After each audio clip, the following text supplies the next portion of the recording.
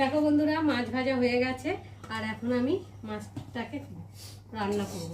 তো চলো, তার জন্য কড়াতে তেল দিয়েছি আর দেব তেজপাতা আর দেব গোটা জিরে।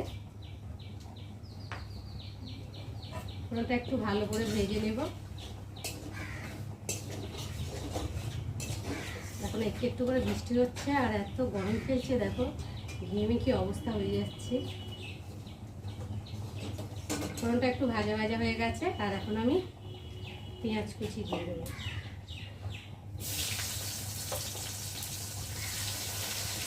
পেঁয়াজটা একটু ভালো করে লাল করে ভেজে নেব।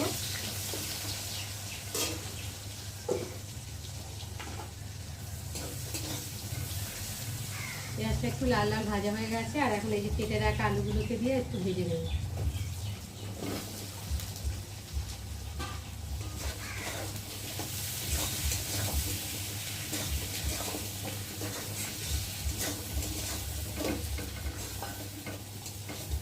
আর আলুর সাথে একটু রসুনটা দিয়ে দেবো, যাতে রসুনটা ভাজা ভাজা হয়ে যায়, একটু কাঁচা গন্ধটাও চলে যায়।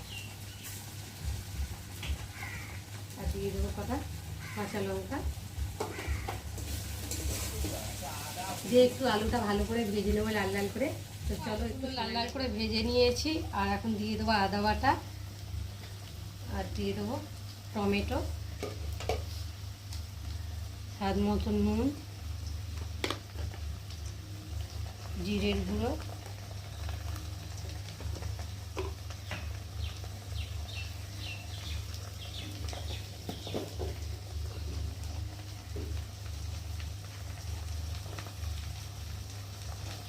এবার দেবো হলুদ গুঁড়ো, লঙ্কার গুঁড়ো দিয়ে মশলার সাথে আলুটা ভালো করে কষিয়ে নেব।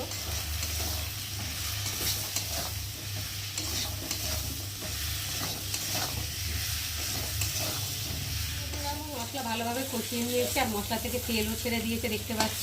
আর ভালোভাবে ভাজা হয়ে গেছে আর মশলা থেকে একটা দারুণ গন্ধও ছেড়েছে। আর এখন আমি এই যে জল দেবো পরিমাণ মতো। জল দিয়ে একটু খুঁটি দিয়ে কড়ার গায়ে যেগুলো আছে একটু নেড়ে লাবিয়ে দেবো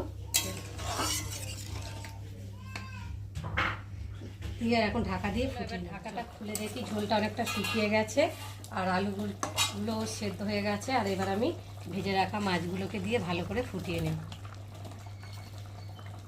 নেড়ে দেবো।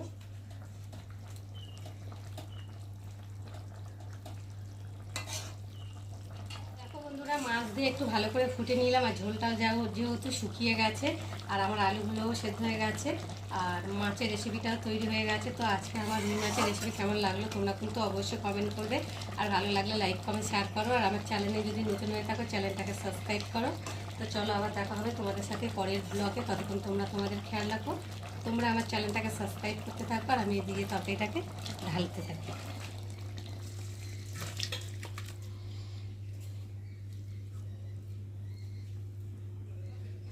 করে চলে এসেছি, এই যে রুই মাছ দিয়ে ঝোল রেসিপি তোমাদের সঙ্গে শেয়ার করেছি।